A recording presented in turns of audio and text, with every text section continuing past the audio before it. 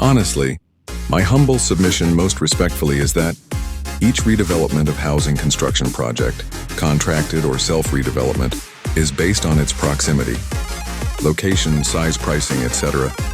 Its members' perspective will differ.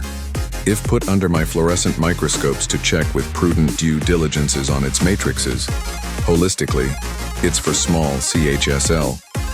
To my mind, contracted or self-redevelopment of a cooperative housing society in Mumbai, Maharashtra, is ideal money spinner to members of CHSL, but it can be a very complex and challenging process, hence has been a non-starter yet.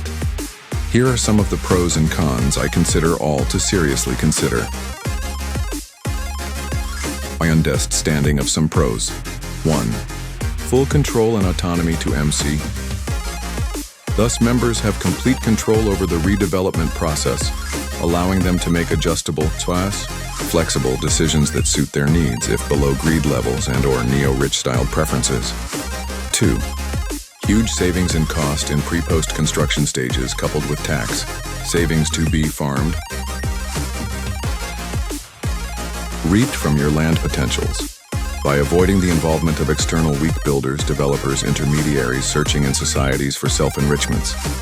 This can save on costs such as pre-post redevelopment fees, brokerage, and other MISC expenses, not consistent as per law. 3. Transparency and accountability. Members are directly involved in the decision-making process, ensuring transparency and accountability throughout the redevelopment process, hence should undertake legally only if they abide not to alienate their holdings directly or indirectly until all members are rehabilitated in situ. 4. Customization. Self-redevelopment allows all members to give input 720-degree based, so as to have their self-tailor-made project ensuring it's funded on their specific needs, sizes, and preferences, including their chosen amenities, design, materials, and fulsome facilities to be provided. 5. Potential for increased property value, as COs here.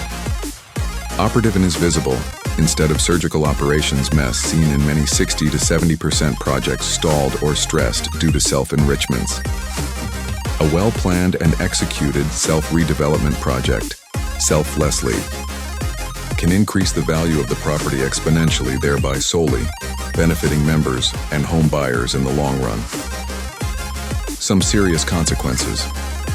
Side effects seen in my activism bioscope, hence shared selflessly not for glory. One, complexity and risk, to be micro-controlled with proper enviro controls. Contracted or self-redevelopment involves managing complex processes, unprecedented calamities handling capabilities with economy, faith, speed, transparency, etc., including improper design, construction, and timely financing, which can be risky and challenging for members who cannot be controlled by the big brands prevalent in CHSL, including my greed factors and human to grow rich overnight. Recover from lost opportunities in life when in biz, employment, unemployment. 2. Financial burden.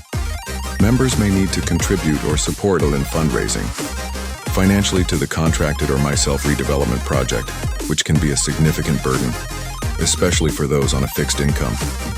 3. Continuously. Energy, money, time, consuming. Contracted or self-redevelopment requires a significant investment of time and effective effort from members, which can be challenging, especially for those with busy schedules. 4. Lack of expertise in CHSL. Property transactions. Many members may not have the necessary expertise or experience or residual time left on there to manage a redevelopment project, which can lead to costly mistakes including infighting, lease in multiple forms, levels, and consequential delays. 5. Potential for conflicts. Self-redevelopment can be a contentious process with members having different cultural social differences with their underlying opinions and interests, which can lead to conflicts and disputes at multiple levels. 6. Regulatory compliance. Self-redevelopment projects must comply with all various regulations and laws, including those related to construction, environmental impact, and cooperative societies, which can be challenging to navigate, unlike easy-to-swim in blue waters shown by many elsewhere. 7. Funding challenges. Self-redevelopment projects may face poor sales. Huge builder flats in ready stock to offer from their inventory, DRAV, thereby bringing disruptive dishousing scenes in next decade too. Hence sales, funding challenges, including securing loans or investments which can be difficult and time-consuming cost-prohibitive inventory holdings. In conclusion, I can safely say, self-redevelopment of a cooperative housing society in Mumbai, Maharashtra can be a viable option, but it requires careful consideration of the due diligence with spot cross-checked list with more pros and cons inherent. Hidden it can be discovered on deep drilling via myIPR. Members must be aware of the potential challenges and risks involved and be prepared to invest time, effort, and resources into the project. With best regards purely to uplift all afflicted, wherever VB.